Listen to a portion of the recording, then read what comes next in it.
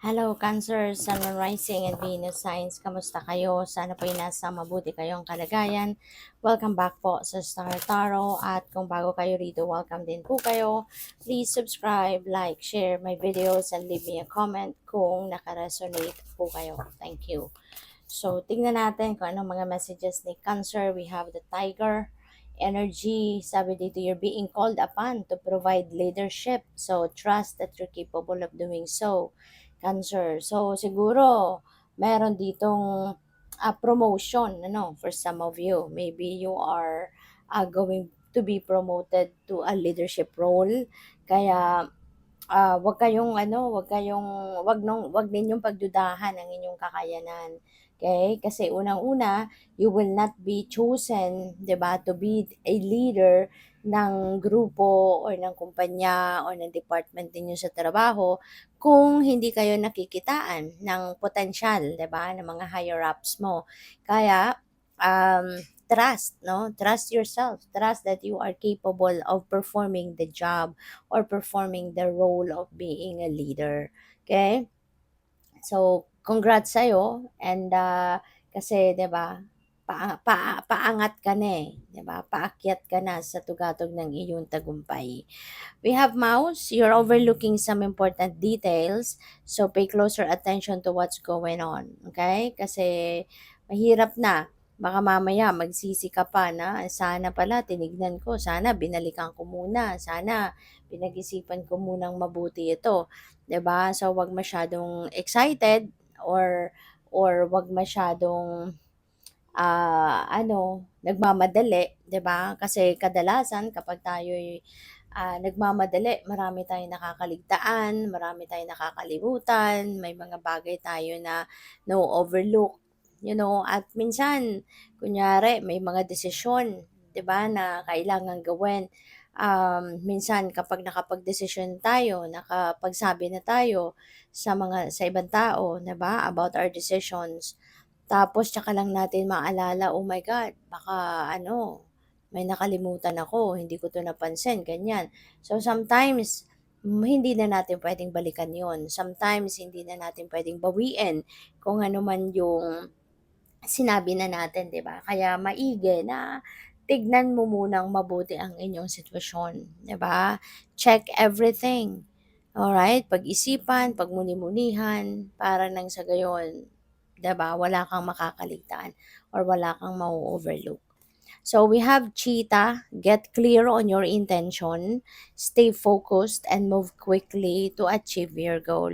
Okay? So get clear on your intentions or your ambitions, 'di ba? Focused kayo, stay focused kayo, and move quickly to achieve your goal. Aksyonan ninyo agad ito. 'Di ba? Pag-isipan ninyo, pagplanuhan, at mag-take action kayo. Kasi sayang din naman if you are going to make plans pero hindi mo rin naman ito aaksyonan. So, it will remain to be your intention, your goal, your vision, pero hindi mo siya mararanasan, hindi mo siya may experience sa 3D reality if you're not going to take action towards that. Kaya, yun, ang pinaka first step na importanteng gawin, siguraduhin mo muna ano nga ba yung inyong intention, ano nga ba yung inyong gustong ma-experience, no? At a certain period of time. 'Di ba? Ano yung minimithi mo? So, figure out mo, 'di ba, kung ano ang mga ito para din na makapag-isip ka, makapag-strategize ka, what are the things that you need to do next, 'di ba? Saan ka magsisimula, kailan ka magsisimula. Kasi kung hindi mo rin naman talaga sigurado, hindi mo alam kung ano yung gusto mo, hindi ka sigurado kung anong gusto mo, talagang hindi ka rin makakapagsimulang mag-take action towards that kasi ano ang gagawin mo na hindi mo din nga sigurado, hindi mo alam kung ano ba talaga yung gusto mong maging resulta ng mga gagawin mo. So, parang ano lang yan, pagtatanim, 'di ba? Dapat alamin mo muna kung ano yung gusto mong anihin, anong bunga ang gusto mong i-harvest, 'di ba? Para malaman mo kung anong klaseng seed ang itatanim mo at kailan ang tamang panahon ng pagtatanim nito, 'di ba? Gano'n din ito.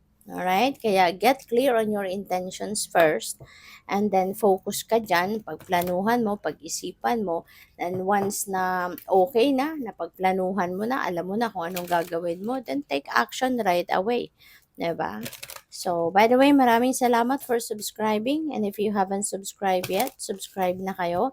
And also, maraming salamat din for not skipping the ads. Malaking bagay po yan sa akin. And also, please click the join button sa baba ng video kung gusto po ninyo na mag-join kayo sa membership. Okay? Salamat. So, we have surrender. I can release my need to control. Alright? So, this is a very beautiful reminder para sa inyo. 'Di ba?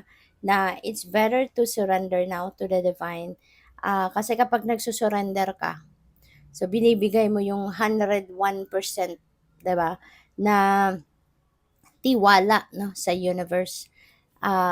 Kumbaga pinapaubaya mo na sa kanya. Maybe you are offering your life no sa divine at you are releasing your control over kung ano man yung mga outcome na gusto mong ma-achieve, 'di ba? Although you will continue to work on it, 'di ba? Pero hindi na yung ikaw yung ipagsisiksikan at ipagpipilitan mo kung ano man yung gusto mong mangyari, even though there are signs already na talagang hindi yun ang tama mong gawin. 'Di ba? Kasi katulad ng kunyari, you've done everything you can already. Tapos nakikita mo ang daming delays, paulit-ulit yung mga obstacles, ang daming problema one after the other, as in parang hindi na natatapos, 'di ba? Yung problema sa bagay na 'yan, pero pinagpipilitan mo pa rin. Ginagawan mo pa rin ng paraan para na sumakto doon sa kung ano man ang gusto mong ma-achieve sa bagay na 'yan, 'di ba? Pero wala pa rin. 'Di ba? So that's already a sign, no, na why don't you just surrender to the divine? Why don't you just surrender to God, 'di ba? At siya nang bahala. Kung 'yan talaga ay para sa iyo, it will happen in God's perfect timing. Pero kung pilit mong babaguhin, pilit mong ipagsisiksikan, 'di ba? Makikita mo na mas lalo lang 'yan lalayo sa iyo, mas lalo lang 'yan mabubulilyaso, 'di ba? Yung mga gano'n. Kaya it's time for you to release your control over the outcome na sa ngayon. Kasi may mga signs, no? May mga signs na makikita ka, na mapapansin ka. If it's really meant for you, if it's really what is best for you, makikita mo 'yan. No? Things are going to flow smoothly. 'Di ba? Kung mayroon ng mga problema, saglit lang, natatapos agad or nasusolusyunan mo agad, 'di ba? So, smooth sailing, 'di ba? Mapapansin mong smooth sailing. Pero kapag 'yan ay hindi para sa 'di ba? At kailangan mo nang i-surrender 'yan sa universe at siya nang bahala. Makikita mo na talagang parang walang katapusan ng problema, walang katapusan yung mga obstacles, one after the other, at nagsasabay-sabay pa, yung mga ganon. Okay? Kaya kailangan na maging ano tayo, maging observant tayo sa nangyayari. At saka, we need to be aware of what is happening around us. At saka, lagi tayong makikinig sa ating intuition. Kasi yung intuition, that's what's going to lead you no, towards the right path. No? So, what else? We have doubt. I release the need to know all the answers. Ayan. Kasi, di ba, hindi naman sa lahat ng oras, no, may sagot ang mahahanap natin or makikita natin or maririnig natin yung kasagutan ng divine sa mga tanong natin. Sometimes may mga dasal tayo, 'di ba? Na hindi mo mahanapan ng sagot, hindi mo kahit anong gawin mo hindi nangyayari, hindi binibigay sa'yo. Kasi nga, 'di ba, everything happens in divine order and timing, 'di ba? At may mga tanong tayo na hindi na sinasagot ng universe sa ngayon kasi hindi pa tama sa panahon para malaman mo kung ano ang dahilan, 'di ba? Or it could be a test sa'yo na kahit hindi mo alam kung bakit nangyayari ang mga bagay, ite-test 'yan sa'yo 'no, if you are going to continue and trust, 'di ba, the divine. So, 'yun. So, So, tignan natin kung ano pa ang ganap. We have abundance. Wow. So, this is really a very beautiful energy. Siswertehin ka. 'Di ba? You will be blessed with abundance of anything in the world, anything in the universe. Sabi dito, I am a limitless being and I can manifest whatever I desire in this physical reality. So, napakaganda kasi you will be blessed with good things. You will be blessed with beautiful, um, uh, you will be blessed with beautiful things in the world. Diba? Magandang pangyayari and even mga mabubuting tao. You will be blessed with money and or anything, any good things will come your way. So good luck. Thank you for watching. Love and light. Namaste.